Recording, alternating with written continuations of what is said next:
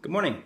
This is our second video in the Culture Onion series, the discussion of Dr. Donald Smith's Cultural Onion. His onion has 4 layers. So the outer layer is behaviors, the things that you can observe, you can directly observe. We did a series of videos on those signal systems, ways that we communicate through our behavior. Second is social authority. We're going to talk about that today. Third is experiences, and fourth is the core that gives shape to everything else. It's what drives everything else. So today's conversation will be social authority. So social authority is essentially the approval of the group that you belong to, or the group you want to belong to. Cultures are defined by, one of the ways they're defined is the line around which, the line at which a group of people ceases to be that group and starts to be another. So that border around a group, that group, just that group, what that group approves of, that's the social authority. And its ability to control your behavior by its approval or disapproval. That's social authority. When you oppose what your group wants you to do, you'll get sanctioned. This is one of the ways you know you're coming up against a social authority. Or if you're being warned about being sanctioned, you know you're running into a social authority. You'll get sanctioned. You'll get kind of cut off, or your access to the group will become limited. This happens at lunch tables when you dress inappropriately and like you dress like not the way the other girls dress. Then you wind up like they all kind of body language you a little bit, and you kind of get excluded some. That's a sanction. It happens at a big meta level too, when the United Nations sanctions a country for inappropriate human rights violations or inappropriate military behaviors. The UN is sanctioning this country. It's saying we're not going to let you have as much oil, we're not going to let you have as much trade, and that's a punishment. That's a form of punishment for that country, because that country wants to belong, wants the approval of the group it belongs to, it wants the approval of the UN. So at a giant global level, and also at the tiny little level of your lunch table, sanctions are used to control your behavior.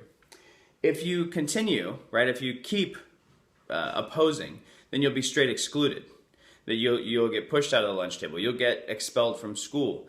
You will get cut out of a community entirely. An excellent example of this is where the Amish will shun. The whole community, they won't push you out of the village, but they'll turn their back on you. They'll literally turn their back on you. So you are a little bubble of aloneness in a sea of everyone else's together. You've been excluded without being expelled. And then finally, there's punishment. Like in the States, a jury of your peers, who represents the group that you want to belong to, called society, they will push you into prison. They will grab you and tie you up and push you into jail and punish you for behaviors that are not approved of by the group that you want to belong to, called human society. Fear of this punishment or of this exclusion, of these sanctions, is what drives behavior. It's not the only thing that drives behavior, but it drives conscious behavioral choice. Fear of being pushed out or not being included. That drives what you do. Now, this happens in collectivist societies where everyone wears exactly the same thing. Everybody wears exactly the same thing here. Exactly. There's like a handful of colors that everyone wears, and you just wear them. Period. The beauty is sort of defined by how good you can look while you look exactly like the rest of us. Right? But in the West, like in the States, we still have forces like that. FOBLO, the fear of being left out, drives people to check their phone constantly. They're constantly making sure that they haven't fallen behind the conversation that their in-group is having. The most recent video of kittens that everyone's commenting on, or the most recent political statement that everyone is going to rant and rave about. Everyone's constantly checking their device to make sure that they're not, unconsciously even sometimes, to make sure that they're not behind on the chatter, because being in the chatter is being in the group, and being in the group is really important to humans. So this has expression both formally and informally. The formal social authorities include things like governments. Governments are designed to drive and enforce the opinion of the group. Now, sometimes in an elected government, the government's designed to drive the opinion of the group explicitly, where we elect someone who's supposed to do the things that we would do if we were in his or her place. Whether or not that happens is another question. But in other cultures, which are more higher power distance cultures, or like in different governmental systems like monarchies, their job isn't necessarily to do what the people want, but it's to do what's good for the people based on definitions of that by the people still. Sometimes documents, religious documents, for example. In some cultures, the Bible is extremely important. In other cultures, the Quran is extremely important. In the States, the Constitution is extremely important. But in a minute, I'll demonstrate how it's not so much the Constitution as it is something else. And then taboos, especially religious taboos. These are things that are formally understood, like they have a lot of force, and people talk about them as though doing them is morally wrong and not doing them is morally right. That's a formal authority where you just are wrong or right based on whether or not you do or do not do these things. There are also informal social authorities, like mom's opinion on things. If mom ain't happy, no one's happy. That everyone knows proverbs like that. And those proverbs are simply expressions of something that we all understand. And that thing that we all understand is we want the approval of certain significant individuals whose ideas shape the community's understanding of itself. For many people, for many cultures, that's mom. Us. There's something about your group that makes your group your group. And when you refer to us, when you refer to we, there's a certain group of people that you're talking about. And that group of people's opinion is more important than everyone else's opinion to you. That group of people's acceptance is more important than everyone else's acceptance to you. And that's an authority. You will obey that. You will find yourself obeying that. There'll be times where you won't, and we'll talk about that in the experiences conversation. But that's very powerful, and it shapes more of what you do than you think. And then your peers. What your peers are doing is teaching you what to do. What your peers are doing is teaching this part of your brain back here that you're not real conscious of. It's teaching you that this is our pack, and our pack does this. So choosing your peers then choosing the peers that you will surround yourself with becomes extremely important, because the force of their behavior will eventually work its way into a position of literal authority over you and drive your behaviors. But that's a different conversation. Today we're just talking about how culture works.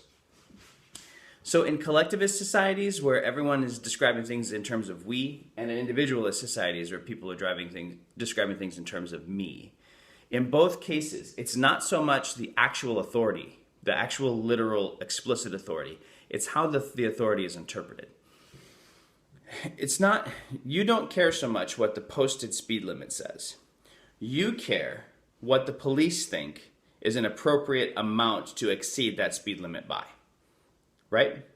Most people don't feel really bad going 5 over. Some people will even go exactly 9 over because a state trooper that's a close friend of theirs says we don't really care about anything less than 10 over. Anything over 10 over, we will stop you. So when someone hears that, they begin to think that their social authority, who are the police, not the law, the police, they don't care about anything less than 10 over, so you shouldn't either. And I'm not telling you to drive like that. I'm telling you that's how many Americans will describe their relationship with the speed limit. Here's another example. Here, people do not have any idea what the Quran says, but they do know what the mullah on the radio says. So the mullah on the radio, who's talking from the hadith and from other documents and just his own opinion on things, his voice is the social authority. The actual Quran isn't. Now, underneath his voice is the Quran, but he says a lot of things that are inconsistent with the Quran. So it's not the document itself that's the authority. It's the voice who has the right to interpret the document. In the States, very few people have any opinions on the Constitution. They all think the Constitution, is it a living document? Is it not a living document? It gets a lot of press during election years and from certain political parties, especially independents. But here's the thing. Most Americans have no idea what's written in the Constitution, but they have a lot of concept of some of the rights in the Bill of Rights. I have the right to have a gun or have a certain kind of gun, or I have the right to privacy. I have the right to free speech. I have the right to assemble. I have the right not to say things that could incriminate me. I have these rights. But it's the Bill of Rights. Those are amendments to the Constitution. Those are statements about how the Constitution won't impede on personal freedom. So in the United States, the actual social authority, the formal social authority, is the document that protects your freedom from the other document. You see that? So it's not always the explicit document, the explicit words of the authority. It's how those words are interpreted, how those opinions are interpreted by certain people or certain entities that we imbue with power to interpret it for us. Okay? Social authority is the approval of the group you want to belong to. Thanks.